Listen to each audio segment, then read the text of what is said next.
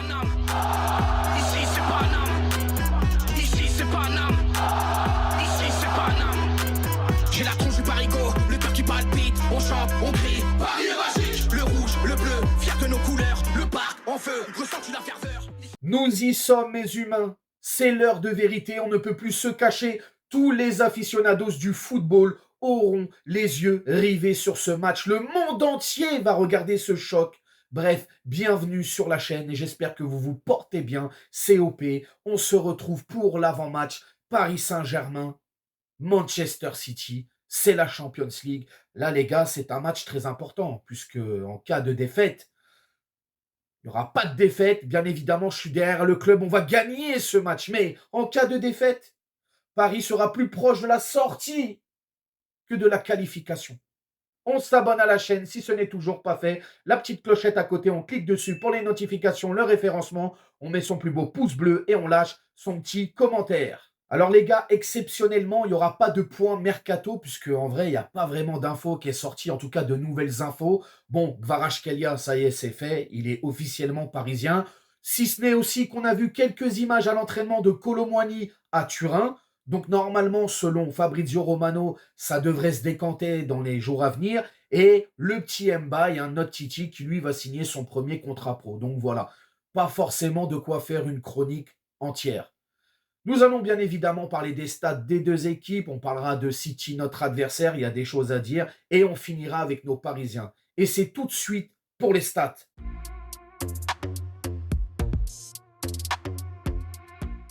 Pour cette 7e journée de Champions League, nos Parisiens reçoivent les Citizens, coup d'envoi à 21h au Parc des Princes et c'est retransmis sur l'emblématique chaîne Canal+.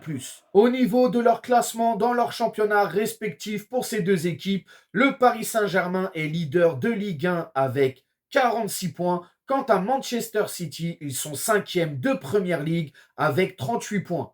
Au niveau du classement général de la Champions League, bon là, c'est une autre salade, hein. À savoir aussi que ce soir, il y a des matchs, donc ça va forcément bouger. Mais à l'instant T, Paris est 25e avec 7 points, City 22e avec 8 points. Sur leurs 3 derniers matchs, chacune de leur côté dans leur championnat, Paris, c'est 3 victoires d'affilée en Ligue 1. Et en Première Ligue pour City, on est sur une victoire, un nul et une victoire.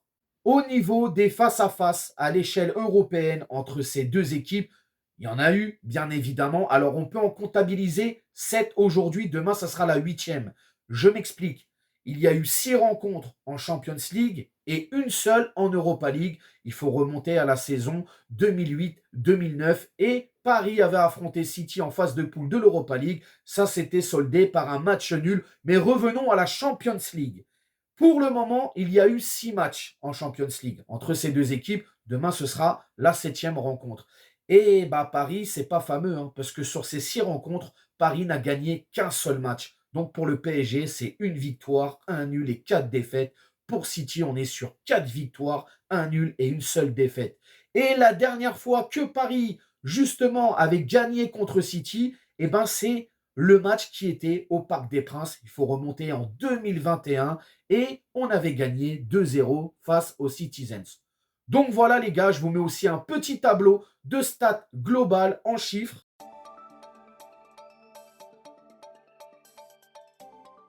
C'est tout pour moi pour les stats et maintenant on va bien évidemment aborder le sujet de notre adversaire, Manchester City.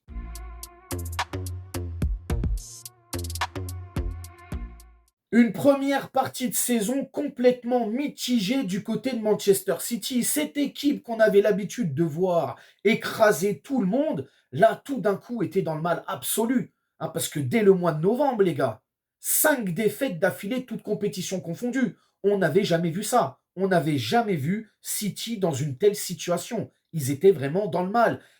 Limite, ça se posait des questions. Est-ce la fin d'un cycle? Est-ce la fin de Pep Guardiola? Bon, derrière, ils ont eu quelques victoires, mais aussi encore des défaites, des matchs nuls. Néanmoins, ça reste quand même une équipe qui tourne bien. C'est Manchester City, c'est un mastodonte de Première Ligue et surtout d'Europe. Au niveau du mercato, les gars, bon, en termes de départ, pas mal de prêts et je crois qu'ils ont vendu aussi pour 25 millions d'euros, hein, si je ne dis pas de bêtises, Cancelo qui est parti lui du côté de l'Arabie Saoudite. En termes d'arrivée, Bon, là, c'est une autre salade. Ils ont récupéré un ancien de la maison, Gundogan, hein, qui est parti gratuit de Barcelone. Ils ont aussi acheté, je crois, un jeune Savigno qui était à 3 à l'Estac. Et plus récemment, cet hiver, Kouzanov qui vient de Lens. Hein, on l'a joué il n'y a pas longtemps. Donc, le jeune Kouzanov de Lens à City et Marmouche de Francfort à City aussi. Ils ont perdu aussi, j'allais oublier, ils ont perdu leur capitaine qui normalement va s'engager avec l'AC Milan. Je ne sais pas si c'est encore officiel ou pas. Kyle Walker, donc il va s'engager avec l'AC Milan. Donc voilà au niveau du mercato pour City. Équipe toujours entraînée par le fameux Pep Guardiola et son 4-2-3-1. Au niveau du style de jeu, les gars, bon, bah City, hein, c'est un football qui est basé sur la possession. On aime attaquer dans l'axe, on met beaucoup d'intensité. On aime les passes courtes, on aime aussi contrôler le jeu dans la moitié adverse. C'est une équipe aussi qui attaque bien sur les ailes et notamment dans l'axe. Ça tente de loin, ça met beaucoup d'agressivité, mais c'est une équipe aussi qui a des faiblesses, hein, comme toutes les équipes, et notamment cette saison. Parce que dès que ça se met en contre-attaque, on sent que c'est une équipe qui a beaucoup de mal à défendre lorsque les phases de jeu sont en contre-attaque. C'est compliqué pour eux, on sent qu'ils sont fébriles. Et aussi, lorsque les attaques sont menées sur les côtés, on voit aussi que sur les côtés, ils ont beaucoup de mal à défendre lorsque ça attaque très bien.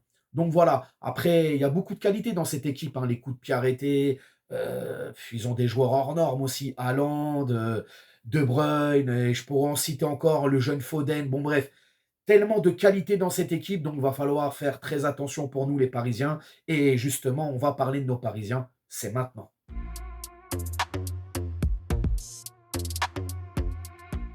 À l'image de Espali, le match contre Lens n'était pas fameux, mais à la fin, on a été chercher cette victoire au forceps. Donc voilà, ça fait du bien au moral. Mais c'est sûr que demain soir, ce sera une autre salade, les gars. Là, c'est pas Lens, c'est City. Et forcément, il faudra être très vigilant, très concentré et surtout mettre un niveau d'exigence dans le jeu comme jamais. Alors déjà, je suis content parce que ce matin, j'ai vu les séances d'entraînement et notamment les photos et les vidéos. On voit que Dembélé est présent, on voit que Marquinhos est présent. Donc forcément, le 11 de départ qui va être aligné demain soir face à City, ce ne sera pas le même comme ce fut pour Espali ou le RC Lens. Donc déjà, là, on peut être tranquille. Mais demain soir, les gars, va falloir faire très attention. Parce qu'en face, c'est costaud. Mais c'est prenable. C'est prenable. Non, parce que je vois déjà des Parisiens qui font dans les chaussettes, là, des supporters. Ça y est, c'est fini, c'est mort, on abandonne. Non, on n'abandonne pas, les gars. Hein, quand on supporte un club, alors je veux bien, vous mettez ça sur le coup de l'objectivité. Ouais, mais il faut être objectif au pays, on ne va pas passer. Eh, ça, c'est pas de l'objectivité, ça. Hein, être objectif, c'est être aussi derrière l'équipe. C'est un match. Il y a 90 minutes pour l'instant. Il y a 0-0. Hein, on peut ni dire qu'ils vont gagner, ni que nous, on va perdre. Point barre. Bref, demain, je veux de l'abnégation. Je veux que vous donniez tout sur le terrain. Il faut gagner. C'est une finale, les gars. Puisque, comme je le répète, je l'ai dit en intro, si on perd ce match ou on fait nul, on est plus proche de la sortie que de continuer l'aventure. Donc, si vous voulez continuer l'aventure, vous savez ce que vous avez à faire. Pas de pression. On joue relâché. On joue en équipe. On attaque ensemble. On défend ensemble. On maîtrise notre sujet. On garde la possession du ballon. On les fait courir. On est à la maison, on est au parc. Nous, on sera là. On va faire le maximum de bordel. On va tout pousser. J'espère que tout le parc va pousser. Hein, donc, on va vous accompagner dans cette aventure parce qu'il faut qu'on continue cette aventure. Il faut vraiment la continuer. Puis moi, j'ai envie de voir Kvaratskhelia en Ligue des Champions quand même. J'ai envie de voir ce qu'il donne, le bonhomme. Tu vois ce que je veux dire? Donc, demain soir, les gars, du sérieux, de la concentration. On fait très attention, pas de faute, parce que c'est une équipe qui est forte sur les coups de pied arrêtés. Donc, on ne leur donne pas des balles. Hein, justement, on leur évite de leur donner des choses qui seraient néfastes pour nous. Concentration, on fait bien tourner, on est précis devant les cages, on est chirurgical, on ne les laisse pas respirer, on leur fait très mal. Et on se doit et on peut le faire. Vraiment, vraiment, vraiment. On a les qualités pour, on a les joueurs pour. Vous êtes capables de le faire. Donc voilà, les gars. Ouais, je vais chialer là, l'émotion qui me prend. Bref, le 11 de départ, si j'étais Luis Enrique, demain soir, que je mettrais au Parc des Princes pour affronter Manchester City. Je partirais avec Donnarumma dans les cages, la charnière centrale, Pacho, Marquinhos, Hakimi à droite, Nuno Mendes à gauche, le milieu de terrain, Warren, qui boitait contre Lens, je vais éviter de le mettre. Je serais obligé de partir avec Fabian Ruiz, João Neves et Vitinha. Et pour l'attaque, je mets Ramos dans l'axe, très important. Je pense qu'on a besoin d'avoir un vrai attaquant sur ce match-là pour fixer la défense et surtout avoir une présence dans la surface, très important. Bref, Ramos dans l'axe, Doué à gauche et Dembélé à droite.